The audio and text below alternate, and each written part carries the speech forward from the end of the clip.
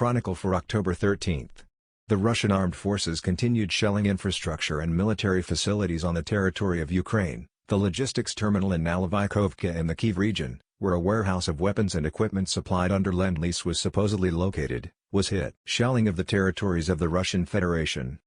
In the afternoon, the armed forces of Ukraine again fired at Belgorod. Air defense systems intercepted the targets, but fragments of one of the missiles fell on the roof of a multi-storey building. At the same time, Ukrainian troops struck at the ammunition depot in the village of Oktyabrsky. Another blow fell on the Shebekino border checkpoint.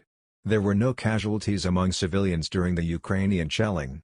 In the Kursk region, Ukrainian formations struck an electrical transformer near the villages of Tetkino and Popovo-Lezhachi, de-energizing them for several hours.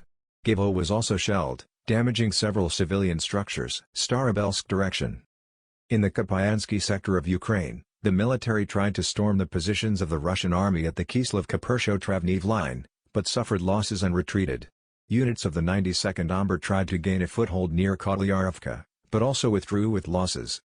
On the Limansko-Svatovsky sector, Ukrainian formations are accumulating forces to strike in the direction of Kremenaya.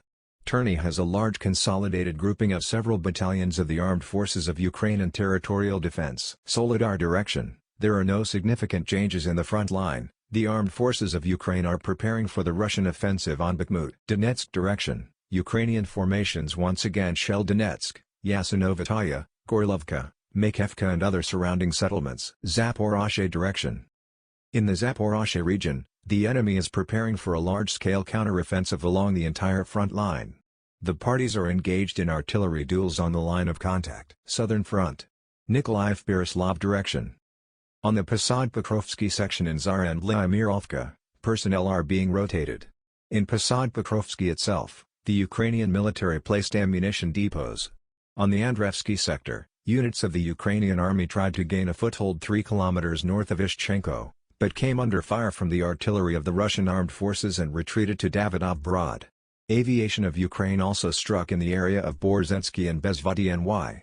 At the Berislav sector, the personnel of the 60th Brigade of the Ukrainian Army on the Novogrigorivka-Novaya Kamenka line was put on alert to attack the positions of the Russian armed forces.